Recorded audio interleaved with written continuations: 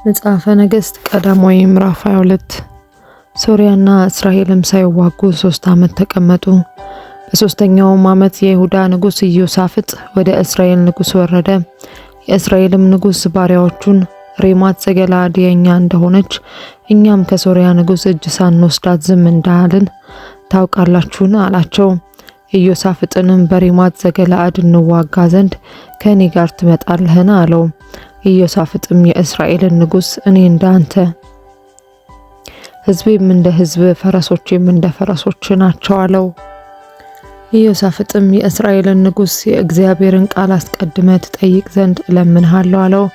የእስራኤልም ንጉሥ ነቢያቶቹን 400 የሚያህሉትንም ሰዎች ሰብስቦ ወደ ሬማት ዘገለዓድ ለሰልፍ ልሂድን ወይስ ልቅር አላቸው። እነርሱም እግዚአብሔር በንጉሥ እጅ አሳልፎ ይሰጣታልና ውጣ አሉት።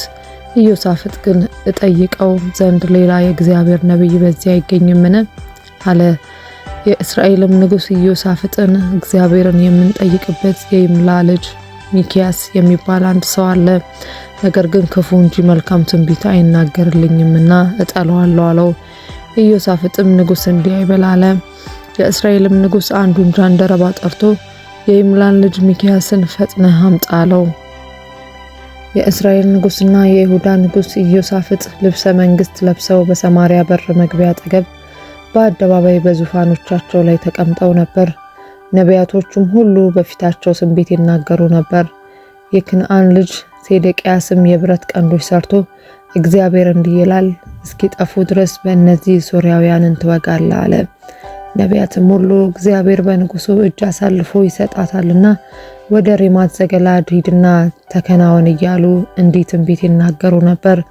ሚክያስንም ሊጠራ የሄደ መላእክተኛ እነሆ ነቢያት ሁሉ በአንድ አፍ ሆነው ለንጉሱ መልካምን ይናገራሉ፣ ቃልህም እንደ ቃላቸው እንዲሆን መልካም እንድትናገር እለምንሃለሁ አለው።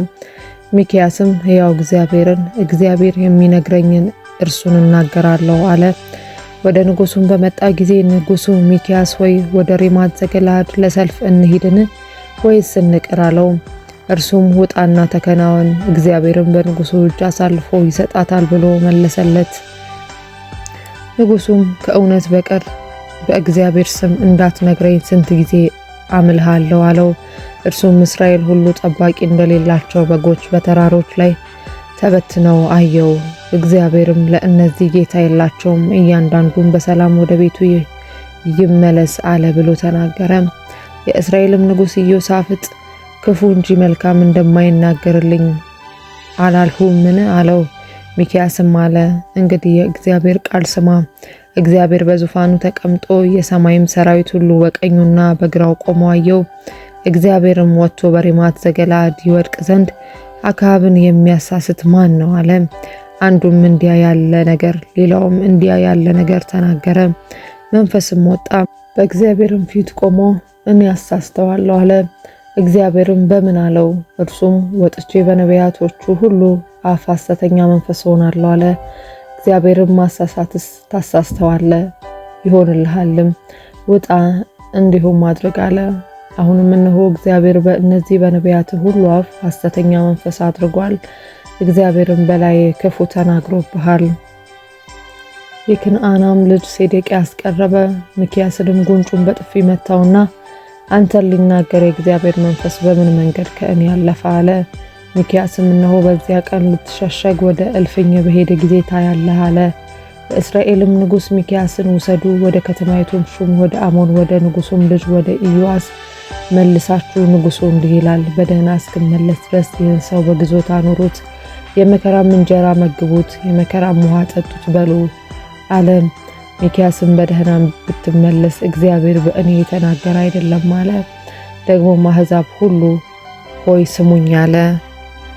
የእስራኤልም ንጉሥና የይሁዳ ንጉሥ ኢዮሳፍጥ ወደ ሬማት ዘገለዓድ ወጡ። የእስራኤልም ንጉሥ ኢዮሳፍጥን ልብሴን ለውጬ ወደ ሰልፍ ገባለሁ፣ አንተ ግን ልብስን ልበስ አለው።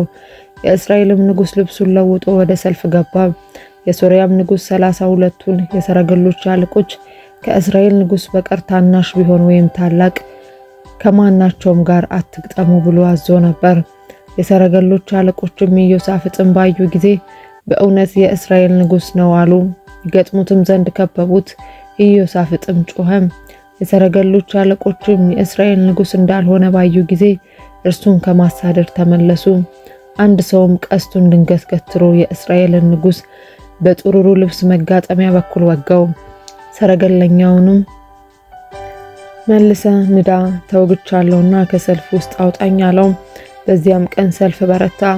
ንጉሡም በሶርያውያን ፊት በሰረገላው ላይ ተደግፎ ነበር። ማታም ሞተ። የቁስሉም ደም በሰረገላው ውስጥ ፈሰሰ። በሰራዊቱ መካከል ፀሐይ ስትገባ ንጉሡ ሞቷልና እያንዳንዱ ወደ ከተማው እያንዳንዱም ወደ አገሩ ይሂድ የሚል ጩኸት ሆነ። ወደ ሰማርያም መጡ። ንጉሡንም በሰማርያ ቀበሩት። አመንዝሮች በታጠቡባት በሰማርያ ኩሬ ሰረገላውን አጠቡት። እግዚአብሔርም እንደተናገረው ቃል ውሾች ደሙን ላሱት።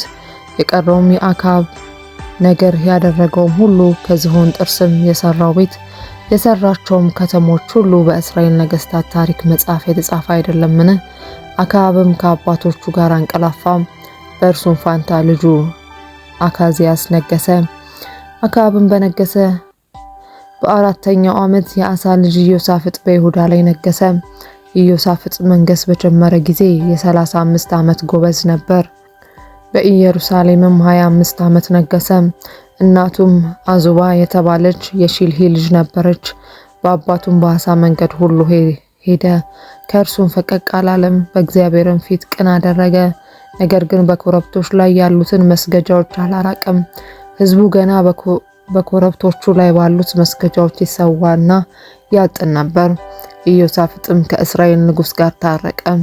የቀረውም የኢዮሳፍጥ ነገር የሰራውም ጭከና እንዴትም እንደተዋጋ በይሁዳ ነገሥታት ታሪክ መጽሐፍ የተጻፈ አይደለምን?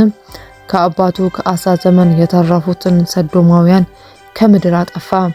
በኤዶምያስም ንጉሥ አልነበረም፣ ሹሙም እንደ ንጉሥ ነበር። ኢዮሳፍጥም ወደ ኦፊር ሄደው ወርቅ ያመጡ ዘንድ የተርሴስን መርከቦች ሰራ። ነገር ግን መርከቦቹ በኤጽዮን ጋብር ተሰበሩ እንጂ አልሄዱም። የአክዓብም ልጅ አካዝያስ ኢዮሳፍጥን ባሪያዎቼ ከባሪያዎች ጋር በመርከብ ሂዱ አለው። ኢዮሳፍጥ ግን አልወደደም። ኢዮሳፍጥንም ከአባቶቹ ጋር አንቀላፋ። በአባቱም በዳዊት ከተማ ከአባቶቹ ጋር ተቀበረ። በእርሱም ፋንታ ልጁ ኢዮራም ነገሰ። በይሁዳም ንጉሥ በኢዮሳፍጥ በ17ኛው ዓመት የአክዓብ ልጅ አካዝያስ በእስራኤል ላይ በሰማርያ መንገስ ጀመረ። በእስራኤልም ላይ 2 ዓመት ነገሰ። በእግዚአብሔርም ፊት ክፉ አደረገ። በአባቱና በእናቱም መንገድ እስራኤልንም ባሳተው በናባጥ ልጅ በኢዮርብዓም መንገድ ሄደ። በዓልንም አመለከ፣ ሰገደለትም። አባቱም እንዳደረገ ሁሉ የእስራኤልን አምላክ እግዚአብሔርን አስቆጣ።